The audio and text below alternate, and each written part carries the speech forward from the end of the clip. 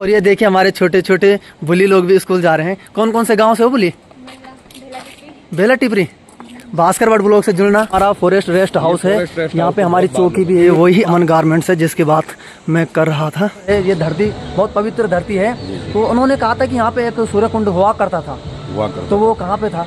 सूर्य कुंड आपकी दक्षिण भाग में था। भारत के अलग अलग कोनों से जो लोग गंगोत्री धाम आते हैं वो यहाँ पर रुकना पसंद करते हैं। 2010 की आपदाएं, 78 की बाढ़, 91 का भूकंप, 13 की आपदा, इस भटवाड़ी ने बहुत त्रासदी झेली है। और हम पढ़ते हैं कि अलग अलग उत्तराखंड में, जैसे कि आपको पता होगा कि खेती खान, चंपावत, कोलसारी, चमोली, पलेठी, हिंडोला खाल, तो हम पढ़ते हैं कि भटवाड़ी में भी एक सूर्य मंदिर है जी। तो अभी क्लियर नहीं हो पाया क्योंकि सूर्य देव ने भी हमें दर्शन दे दिए हैं। आज के मौसम की अगर बात की जाए तो मौसम बिल्कुल साफ है। Hello friends, welcome back to my YouTube channel Bhaskar Bhatt vlogs में आप सभी लोगों को मेरा प्यार भरा नमस्कार। स्वागत करता हूं आपका अपने इस यूट्यूब चैनल में। फ्रेंड्स, आज के ब्लॉग की जो हमारी शुरुआत हो रही है भास्कर प्रयाग भटवाड़ी से हो रही है, जो कि उत्तराखंड के उत्तरकाशी जनपद में ये स्थान है। आप मेरे पीछे देख सकते हैं ये गंगोत्री नेशनल हाईवे है और ठीक उस साइड आप देख सकते हैं भास्करेश्वर महादेव जी का भव्य दिव्य धाम। तो चलिए सबसे पहले हम आपको मंदिर में लेकर ही चलते हैं, उसके बाद करेंगे अपने ब्लॉग की शुरुआत। अभी हम पहुंच गए हैं मंदिर की सीढ़ियों पे और यहाँ से हम चलेंगे ऊपर। मंदिर की सीढ़ियों के पास ही भटवाड़ी ग्राम प्रधान का ऑफिस भी है। मैं आपको भटवाड़ी की खूबसूरती से रूबरू करवाऊंगा। और ये देखिए हम मंदिर के प्रांगण में हैं। अभी अधिकांश मंदिरों में आपको दो गेट देखने को मिलते हैं, तो एक गेट वही है जहाँ से हम आए थे अंदर, और ठीक एक गेट इस ओर है। तो यहाँ पर भी आप यहाँ से अंदर आ सकते हैं, यहाँ से बाहर भी जा सकते हैं। और भास्कर प्रयाग भटवाड़ी के बारे में कुछ लिखा गया है तो आप यहाँ से पढ़ सकते हैं। फ्रेंड्स, ज्यादा देरी न करते हुए अब हम आपको सीधे लेकर के चलते हैं मंदिर के अंदर। यहाँ पर आप देख सकते हैं नंदी जी विराजमान है, पूजा पाठ चल रही है। व्यासपीठ पर विराजमान भाई जी को नमस्कार जी। बढ़िया, चलिए जी अब हम आपको लेकर के चलते हैं भास्करेश्वर महादेव जी के गर्भगृह में। यहाँ पर आप देख सकते हैं कि भगवान शिव शंकर जी लिंग स्वरूप में विराजमान हैं। फ्रेंड्स, मेरे साथ हैं प्रभात शास्त्री जी और व्यास जी भी हैं, बहुत प्रकांड विद्वान भी हैं। तो आप हमें और हमारे दर्शकों को भास्करेश्वर महादेव जी के बारे में सूक्ष्म शब्दों में कुछ बताएं। जय श्री राम, जय भास्करेश्वर महादेव। हमारे भास्कर भट्ट जी आपका ब्लॉग और ये खूब उन्नति प्रगति करे। और आज आप बाबा भास्करेश्वर महादेव के मंदिर में पधारे हैं तो आपका हार्दिक स्वागत, धन्यवाद। और हम आपको बता दें कि ये जो भास्करेश्वर महादेव मंदिर है ये प्राचीन मंदिर है और पांडवकालीन मंदिर है। तो इदम वे भास्करम क्षेत्रम शिवस्थानम स्मृतम परम नामना तत्र महादेव विप्रस्य भास्करेश्वरम। स्कंद महापुराण के अंतर्गत भगवान स्कंद ने स्वयं कहा है कि यहाँ पर भगवान सूर्य नारायण ने भगवान महादेव की तपस्या की है और भगवान शंकर सूर्य की तपस्या से प्रसन्न होकर के उन्हें दर्शन दिए हैं और फिर उन्होंने मनोवांछित मांगने को कहा है। तो भगवान सूर्य नारायण कह रहे हैं कि आप हमारे नाम से यहाँ पर स्थापित हो जाओ। अच्छा, इसलिए भास्करेश्वर अर्थात जो सूर्य का ईश्वर है, भास्कर ईश्वर यस्य स भास्करेश्वर, सूर्य नारायण के जो ईश्वर हैं वो भास्करेश्वर हैं। तो ये भास्करेश्वर महादेव मंदिर है और यहाँ पर प्राचीन काल से एक परंपरा कहें हम, यहाँ पर मकर संक्रांति के दिन कपाट बंद हो जाते हैं। अच्छा। और शिवरात्रि के दिन कपाट खुलते हैं। और शिवरात्रि के दिन जो दंपति जोड़ा होता है ना, नवविवाहित दंपति जोड़ा, और जिन्हें संतान इत्यादि की प्रॉब्लम हम कहें कि जिनकी संतान समस्याएं हैं, तो वे रात्रि भर यहाँ पर हाथ में दिया लेकर के अखंड दीप दान करते हैं। अच्छा। और हमने प्रत्यक्षभूत देखा है कि ऐसी दंपतियों को संतान प्राप्ति हुई है। जो भी मनोवांछित हो, मनोवांछित प्राप्त होता है।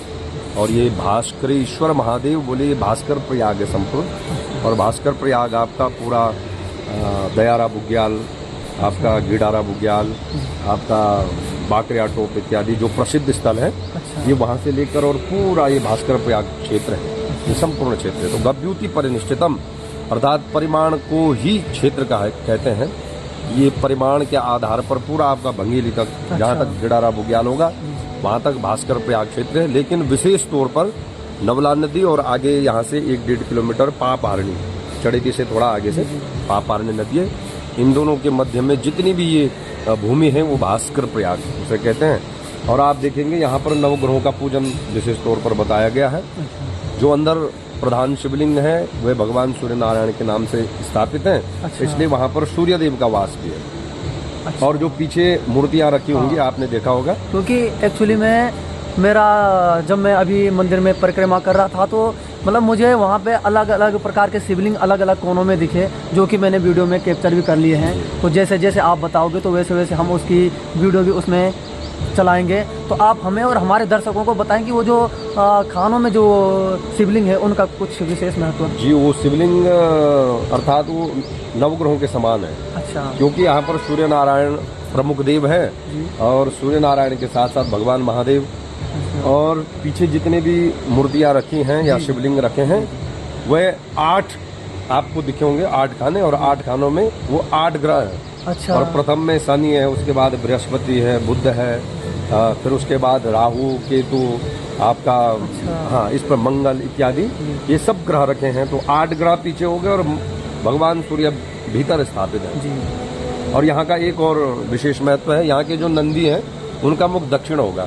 और आप कहीं भी शिवालयों में जाओ तो नंदी का मुख केवल शिव जी की ओर होगा। हाँ। लेकिन यहाँ के नंदी जो है वो दक्षिणावर्त है, उन्होंने दक्षिण की ओर, क्योंकि वो श्रवणार्थी हैं। अर्थात हम कहते हैं कि हमारी जो पूर्व की काशी बनारस है ना, जी जी जी, वहाँ भगवान महादेव बोलते हैं।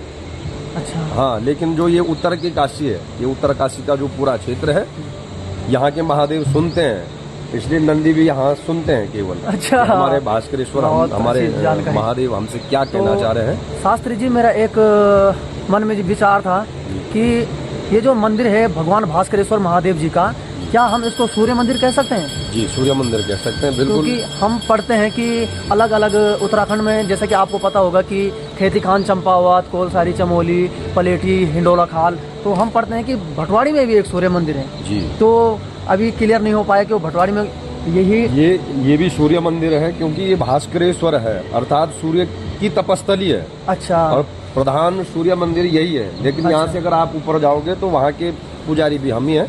आप रैथल और क्यारक के मध्य में देखोगे तो अभी पुरातत्व विभाग के अंडर में हो, वहाँ अच्छा। तो कुछ ही मंदिर अब अवशेष बचे हैं। अच्छा, कहाँ पे?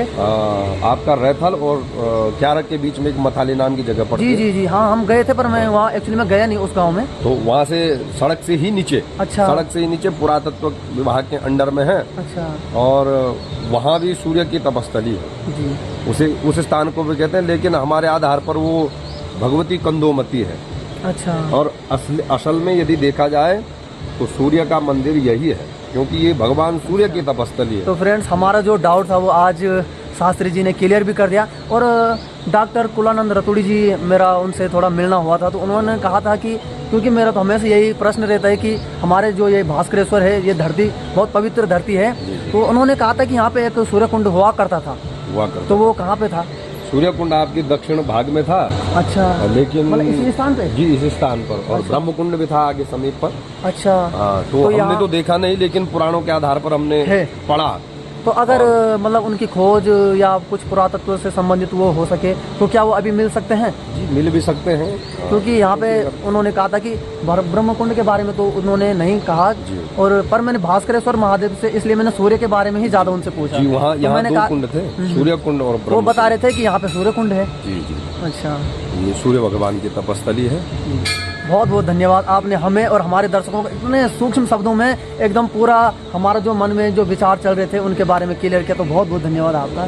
धन्यवाद आपका। हम आपको बताते हैं 1960 या 1947-60 के लगभग, या जब तक यहाँ पर गाड़ियाँ इत्यादि नहीं आई थी, तो 80-90 के लगभग। अच्छा। ये मेन मार्ग हुआ करता था यात्रा के लिए। आप देखिए, पार से दिखा दीजिए। जी जी जी। और ये रोड उस समय ये भटवाड़ी टाउन एरिया में हुआ करता था। अच्छा। और इधर आप देख रहे हैं, ये जितना बंगला इत्यादि आपको दिख रहा है, इस बंगले के समीप ही गंगा नदी बहती थी। अच्छा, यहाँ पे तो फ्रेंड्स, ये हमारा फॉरेस्ट रेस्ट हाउस है। यहाँ पे हमारी चौकी भी है, ये आप देख सकते हैं। तो शास्त्री जी बता रहे थे कि इस स्थान पे ही माँ भागीरथी प्रभावित हुआ करती थी। और ये मेन मार्ग था यात्रा का। अच्छा, जब पैदल चलते यात्री लोग पैदल गाड़ी इत्यादि यहीं से जाया करते थे। तो जब माँ भागीरथी यहाँ पे बहती थी होगी, तो ये कुछ यहाँ पे नहीं था होगा उस टाइम? कुछ नहीं था उस समय यहाँ। अच्छा, ये बाद के बने हैं? बाद के बने हुए हैं। अच्छा। और अब तो अनवरत गंगा और नीचे चली गई है माँ गंगा। तो यहाँ पर फॉरेस्ट इत्यादि, और ये वन विभाग का बंगला है। हाँ हाँ। यहाँ तो बड़े बड़े अधिकारी लोग, सभी लोग आते हैं। अच्छा, ये कुछ नहीं हुआ करता था होगा उस समय, कुछ नहीं हुआ करता था। अभी हमारी उम्र तो कम है, लेकिन हमने जो बुजुर्गों से सुना है। और इधर पूरा मार्केट हुआ करता था, बाजार हुआ करता था। यहाँ खूब पकौड़ियाँ, खूब जलेबियाँ बिकती थी। और जब यहाँ मेला इत्यादि होता था तो खूब, इस बार आप देख रहे हैं ये रामलीला ग्राउंड, हाँ रामलीला ये यथावत है। ये मेन पुल हुआ करता था उस समय गंगोत्री को जोड़ने के लिए, ये वाला पुल जी, ये वाला पुल आप देख रहे हैं, तो यही उस समय पुल था। भास्कर प्रयाग है, ये खास इसलिए भी बन जाता है क्योंकि ये गंगोत्री धाम का एक मुख्य पड़ाव भी है। यहाँ पे पहले मार्केट हुआ करता था, जिसे हम कह सकते हैं कि मार्केट था। मार्केट अब एक्चुअली में आज की डेट में क्या है कि थोड़ा दुकानें कम हो गई है। दुकानें कम नहीं हुई। 2010 की आपदाएं, 78 की बाढ़, 91 का भूकंप और 13 की आपदा, इस भटवाड़े ने बहुत त्रासदी झेली है और बार बार ये उठने को तैयार हुआ है। और फिर भी हमें लगता है कि फिर से ये उभरेगा, अवश्य उभरेगा। फ्रेंड्स, ये जो भास्कर प्रयाग है ये खास इसलिए भी बन जाता है क्योंकि ये गंगोत्री धाम का एक मुख्य पड़ाव है। देश विदेश और भारत के अलग अलग कोनों से जो लोग गंगोत्री धाम आते हैं वो यहाँ पर रुकना पसंद करते हैं, क्योंकि यहाँ पे हवाएं अच्छी हैं, यहाँ पे मौसम अच्छा है, पर्यावरण अच्छा है। और एक चीज और बता दूं मैं आपको कि यहाँ पर जो ये मार्केट है काफी सस्ता मार्केट हम इसको कह सकते हैं। मैं संग्रहालय से बिलोंग करता हूँ। उत्तरकाशी जो मार्केट है मेरे लिए नज़दीक पड़ता है, पर फिर भी मैं उत्तरकाशी मार्केट से सामान लेना पसंद नहीं करता हूँ, क्योंकि यहाँ पर जो गारमेंट्स हैं, सब्जी वाली हैं, स्टेशनरी हैं, या हम कह सकें कि अलग अलग दुकानें हैं, काफ़ी सस्ते रेट में मिलते हैं। तो चलिए चलते हैं मार्केट की ओर। हमारे शास्त्री जी जिस पुल की बात कर रहे हैं वो यही पुल था, और पहले ये वाला पुल हुआ करता था जब पैदल यात्री गंगोत्री धाम जाया करते थे। तो आज की डेट में ये बहुत बड़ा पुल बन चुका है। यहाँ पर गंगोत्री नेशनल हाईवे यही है। पुल के ही ठीक सामने पे भास्करेश्वर महादेव जी का मंदिर है, उसके ही ठीक नीचे हमारा फॉरेस्ट रेस्ट हाउस की चौकियाँ हैं। सुबह सुबह का टाइम है तो सभी दुकानदार अपनी अपनी दुकानें खोल रहे हैं। यहाँ पर उत्तरकाशी के लिए टैक्सियाँ भी लगती है। यहाँ पर आप देख सकते हैं नाश्ता पानी, मेडिकल, फ़ोन, सभी चीज़ उपलब्ध हैं। और ठीक यहाँ पर परचून की दुकान भी है। ये जो भाई है इतनी अच्छी कटिंग करता है कि मैं तो यहीं से ही हमेशा अपने बाल बनवाता हूँ। आप मेरे ठीक सामने पे ये है अमन गारमेंट्स। हालांकि मैं अभी भाई की दुकान में नहीं जाऊँगा, पर दूर से आपको दिखा देता हूँ। ये वही अमन गारमेंट्स है जिसकी बात मैं कर रहा था। और ये देखिए भाई जी भी अभी बिजी हो रखे हैं, तो भाई जी से किसी दूसरे दिन मिलेंगे। पर फ्रेंड्स ये देख लिए गंगोत्री नेशनल हाईवे के ही ठीक सामने पे है भाई जी की दुकान। देखिए फ्रेंड्स कितना खूबसूरत नज़ारा है भटवाड़ी मार्केट का। और यहाँ पर गाड़ियाँ लगी हुई है, जेसीबी लगी हुई है, क्योंकि आपदाएं लगातार बनी हुई है, रोड ब्लॉक हो रही है, तो इसलिए यहीं पे जेसीबी भी कंटिन्यू खड़ी हो रखी है। सड़क से नीचे की ओर अगर आप देखोगे तो माँ गंगा भागीरथी प्रवाहित हो रही है। और उस साइड आप देख सकते हैं एक झरना आपको दिख रहा होगा, ये शंखधारा है।